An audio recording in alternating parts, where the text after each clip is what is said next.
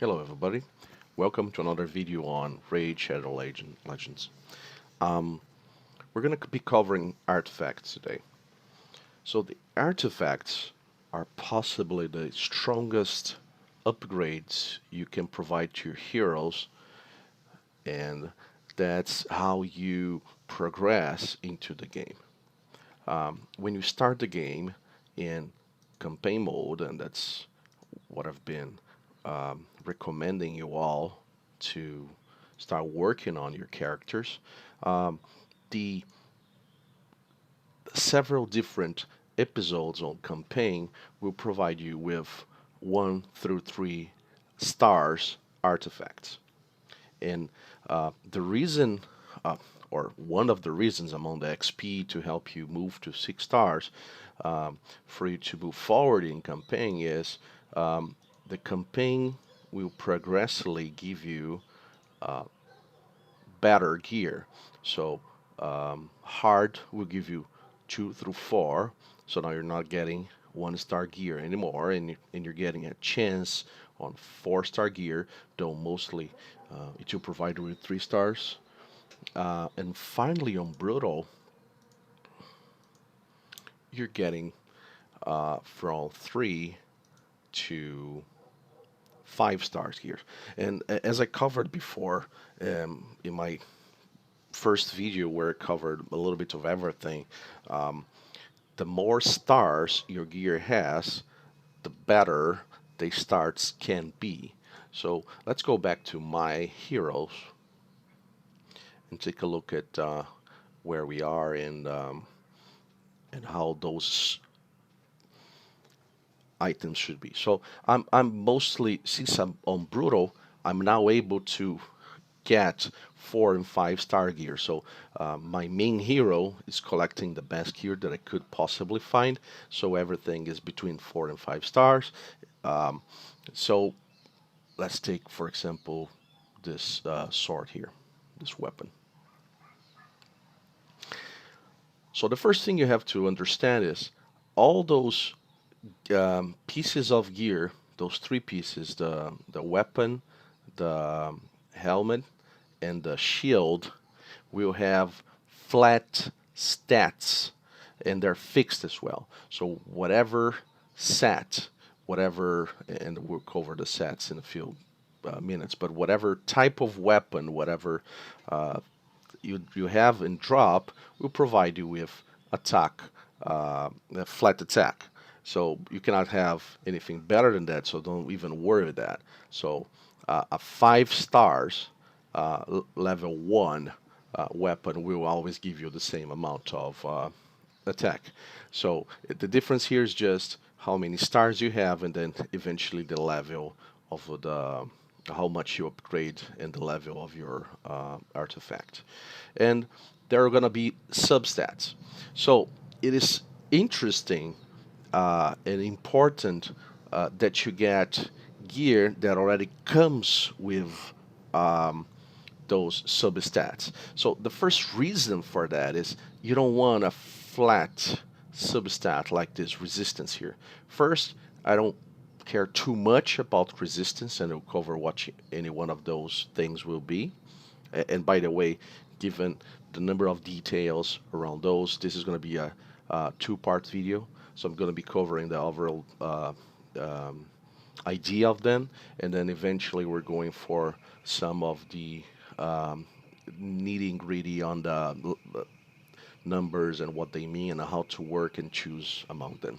So you want to have mostly some of those percentage items, and also given the fact that this is a attack hero, I want to have something that is related to attack, like attack percentage, crit hit percentage, crit damage percentage, or speed. So those would be my main stats for this attack hero that doesn't require some of the other stats given his skills. And these skills are usually what are going to be requiring you to provide with those different items. Of course, the resistance and anything else you get, like defense or defense percentage, HP percentage. Those will all help you build a stronger character, and they will last longer. They will be more resistant to attack or resistant to buffs, debuffs, whatever the case is. Not buffs, but debuffs. But you should be looking for those. What I do to determine if as I upgrade something, so upgrading will take me from to level 15 in this case, 163 to 173 attack, which is a very minor upgrade. But if I do two more, I'm going for 225. As you go from plus 15, as you upgrade your level, the chances are getting smaller, the cost is getting higher, so you're really probably spending half a million, a million even, to go from 14 to 16. I cannot even try right now with the amount of silver I have. But then 15 to 16 will give you a big buff, which again, considering this is a flat number, it's not huge, but it's a big in comparison to see just 10 from 14 to 15, and then another 50 to 16. And then it's going to also provide me with a new substat. The advantage of coming with substat, so this one already came with those two here. So this one was actually a bad and didn't really work well because I upgraded twice, one more time in here, and that's not great.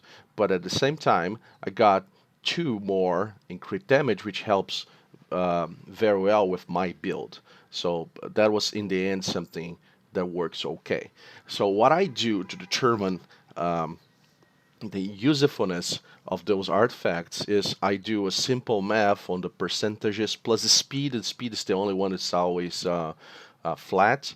And I say, okay, I got 5 plus 14, so 19 total beneficial percentages. So this is a okay artifact for me.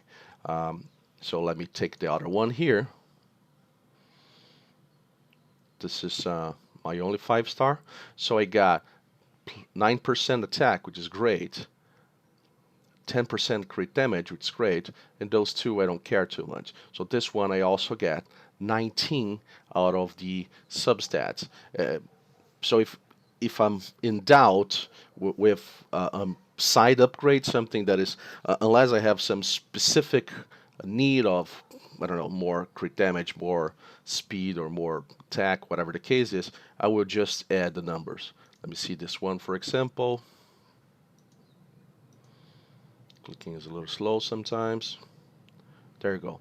So I get 11 crit hate, and that's basically it. So this is not as good as the other ones, even though the attack percentage, 40% attack percentage is important. So that's how I determine how good they are. Of course, 1-stars will not give you 19. They will probably give you some 5 or 6, and as you progress, you're going to get more.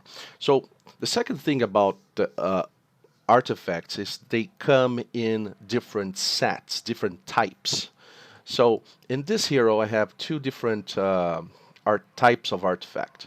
I have those red ones, and they are lifesteal. Lifesteal for farmers, at least in the beginning, they're probably the best thing you can get.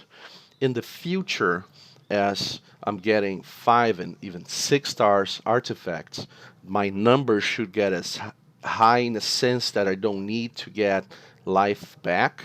But for now, I may take some hits, at least with Aethel, because again, she has just one AoE, and because of that, I need to recover some health in order to be able to continue farming. So this is one of the fill 4 pieces artifacts, and for whatever damage I do, 30% comes back with life. So those, I don't know, 12k, 13k damage I do in my AoE for 4 guys, so it's possibly some 40,000, 50,000 maybe attack. I get like 15,000, so I get from whatever I am basically to full just by attacking them. So life steal, and this or these, most of them I got from quests. I didn't really farm, at least not most of them, and so or one of those new player giveaways. So you should all have something very similar to what I have. Maybe your substats are better or worse. I don't know if they're fixed. Sometimes games do fixed. I don't know about this one. The fact is, they they work really well for your farmer. The other set that I have is the speed set. So the speed set, if you have two pieces, it will give you plus 12% speed. And this works very well for me because the speed will just let me uh, take more turns. So I have, like I said in the other video, 169 speed, and you can look at here. So if my enemy has 100 speed, I'll attack 70% more times uh, as compared to my enemies. This works well in a sense that I can do first, and do first in arena, for example, is very much important because you can one-shot some of the enemies, some of the weaker ones, some of the attackers, the ones that would be hurting you. Uh, Going fast in a boss, it's great. In the guild raid boss, I most possibly attack him two times for every time he attacks me with at least his hero. So my self heal because of my vampire set here is it's great. When he's not alone, basically because everybody else dies, he does very well without even the use of the healer because of that. So having speed, and you see, I have the speed here. Plus, I decided to not go for attack, and I went for speed on my boots. So this adds 40% on the top of any other substat that I may have somewhere else, plus those percentages. How those percentages work? They simply sum all those percentage you have, and then they compare to the base number. So let's just say 12% on 104. That's roughly 12 or 13. So this will give me a plus number here, and then it pluses this with the other flat numbers you may have. So if I had two of those sets, because they're only two pieces, so I could actually have three of those. So let's say if I have three of them, I would have 36%. So 36% would be compared to 104. That would be around 40. So let's just imagine I don't have any other substat. That would give me another 40 here. So this would be plus 80 in this case. I would be slightly faster. Of course, I do have substats somewhere else. So as often as you can, you should try to go for some sort of set, and you should try to complete those sets in order to get those bonuses. Those bonuses will show here. So if you take, for example, this one, I have three two-piece sets, and I'm taking advantages of those three bonuses, which are very nice for you.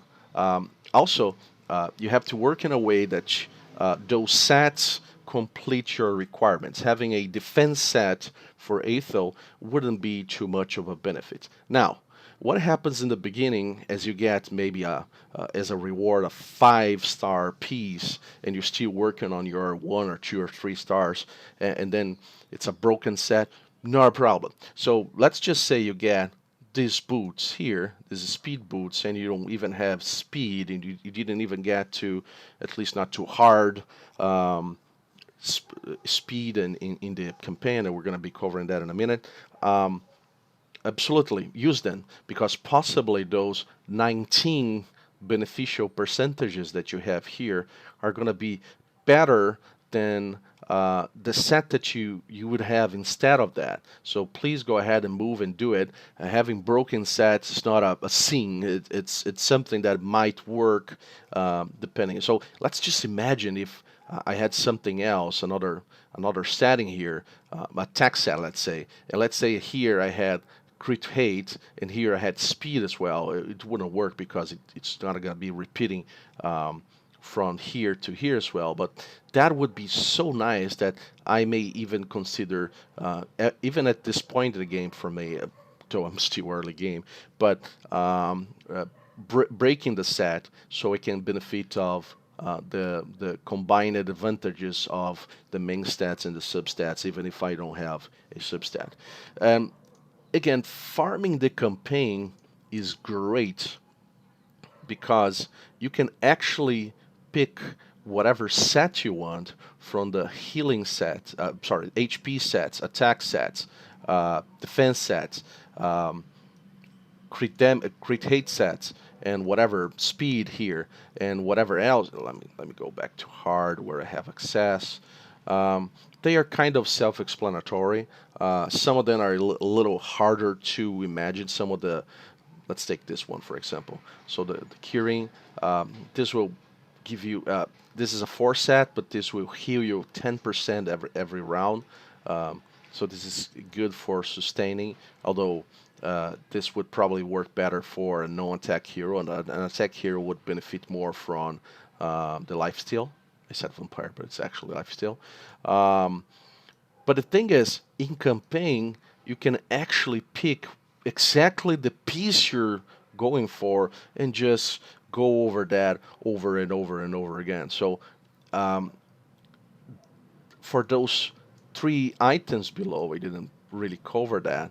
Um, the 3 artifacts that go below, they don't do flat. They do potentially percentages, and they're much more stronger than the other one. So this one will give me 40% more crit damage. So it's huge.